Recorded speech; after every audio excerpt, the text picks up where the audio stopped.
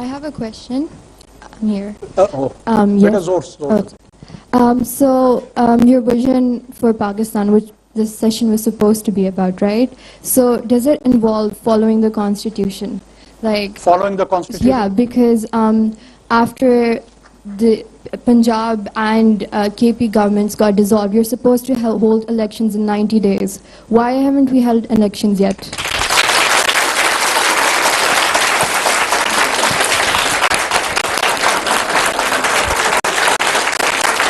I'm joining.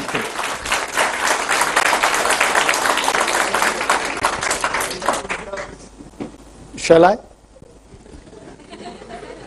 First of all, I have come across so many people that like I am the product of a putsch, a forceful takeover of a government.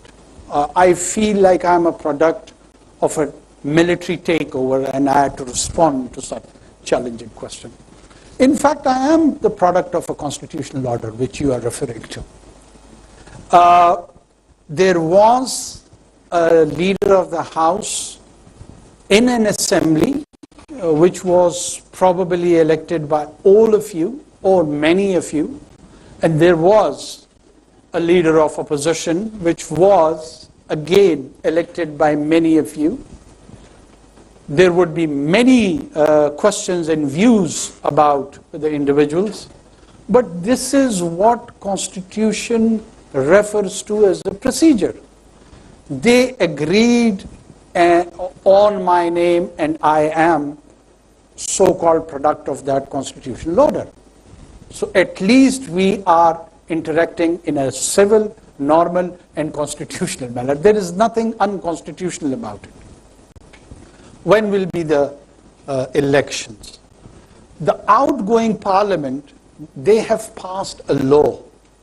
A law, many of students here probably would be the graduates of law, that the election dates would be announced by the Election Commission of Pakistan. And I am the caretaker Prime Minister, I am not the Chief Election Commissioner. That is part of the problem.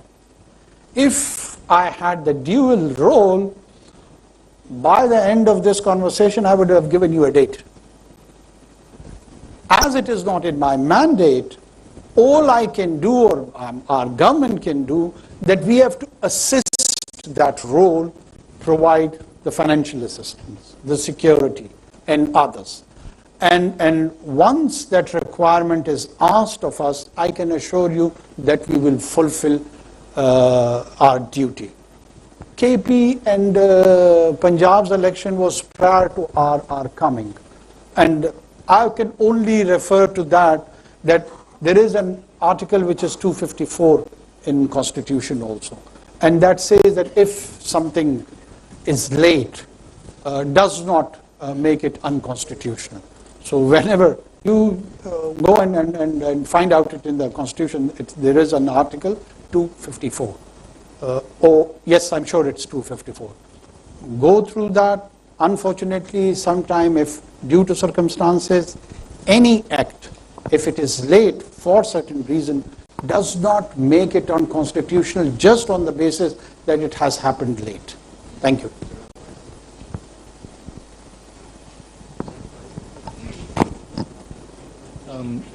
Thank you so much, sir, and it's an honor and privilege to have you in front of us. My question stems from the previous question, which was on the election date. But when you look at the election process, what measures would you as a caretaker government be taking to avoid all the unconstitutional or any external undemocratic factors intervening into the electoral process, which we have been observing throughout the history of Pakistan? And from that, I would use the example of the recent elections which just happened in Karachi, where PTI and Jamaat-e-Islami collectively, they won a majority. But I don't know what happened. सारे no मई की मजम्मत करते हैं, लेकिन PTI वाले सारे गायब हो गए मेयर चूज करने से पहले, और करते कराते इवेंचुअली आई थिंक PP का ही चेयर बना था. PP का एक चेयरमैन मेयर इलेक्ट हुआ था. I see this happening on a larger scale as well. And yeah, you as a caretaker government, I think, can have an impact on regulating the election commissioner. So over to you.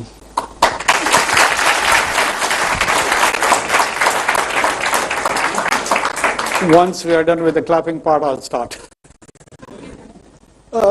Look, let's have an honest conversation rather than a clever one. Okay? And I want all of you to think in an honest manner. Pakistan is a transitional democracy. What is a transitional democracy? It's a subject which is taught in many universities around the world. We are not a settled democracy. There was a democracy in Europe.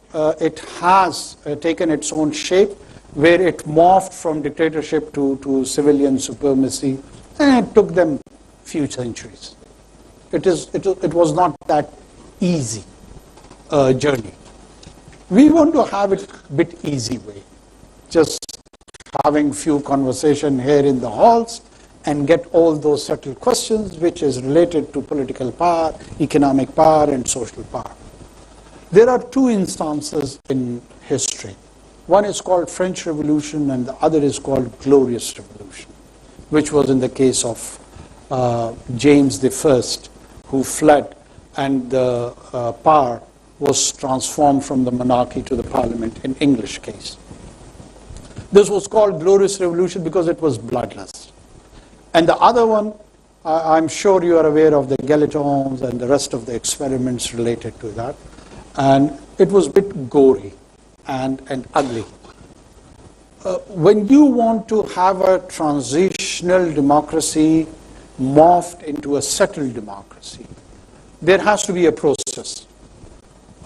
First of all, we are a transitional democracy, we are not a settled democracy. All the PTI or the pro-PTI people are talking about the democratic reforms, electoral reforms, post ouster of PTI's government. Prior to that, you do not see that narrative coming from their cadre and their leadership.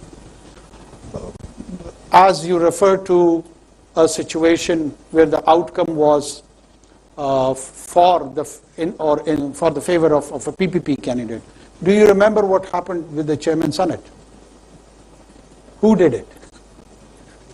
Well, just forget it. Who did it? All of you know. All of you know. I was also part of it. But what I am referring over here is that if we start to cherry picking and we want to rationalize a narrative, we will never reach that destination. We need to settle on certain principles. And those principles should be beyond political parties. It should be for the greater social order. It may sometimes suit PPP, it may suit sometime PMLN, it may suit sometime PTI or JUI for that matter. So we have to be very cautious when we design principles. That's why laws, when they are meant or when they are made, we need to think them through. Unfortunately, what happens in the parliament, I've been part of the parliament, that different leadership of different political parties, they agree on it and they pass it on to their members, and we are just there to sign and put our thumbs on that. No one discusses the law either on the floor of the parliament or outside the parliament or even in media. How many times you have seen talk shows on any coming legislation? Just raise your hand. How many of you have seen? I can beg, not a single time. Not a single time. Can you have a honest conversation about shaping up the political positions and view in such a milieu? All you have that you pick 2 or 3 individuals and encourage them and ignite them to have a dog fight. And the rest of us, we enjoy. And this is the level, and we have turned our tastes for such a consumption of information. And this is part of the tragedy. I wish we had informed discourse like the one we are having right now. what's the problem with that 24-inch screen? Why can't it provide such informed discourse? Why? All they have to do, they have to bring a guy from PTI, a guy from PMLN, and a guy from PPP, and encourage them to have a dog fight, and we will be just cooking during that time or having coffee and enjoying, and then next morning sending WhatsApp to each other. Usne uski pitai ki, usne usko mara, usne usko gali. This has become part of political and social culture. Ooh, don't give me an opportunity to refer to the conversation on X, previously Twitter. Have you seen the kind of hate, the kind of abuse? When I go through those remarks, I feel so low that I am part of this nation. न मेरी माँ छोड़ते हैं, न मेरी बहन को छोड़ते हैं, न मेरी बीवी को छोड़ते हैं. And it's not just with me. I understand it's part of that package of the public life. Tomorrow you will be here in this position, and you have to go through this. She will be the one who would come to this position. She has to go through this. Think about it. We're all human beings.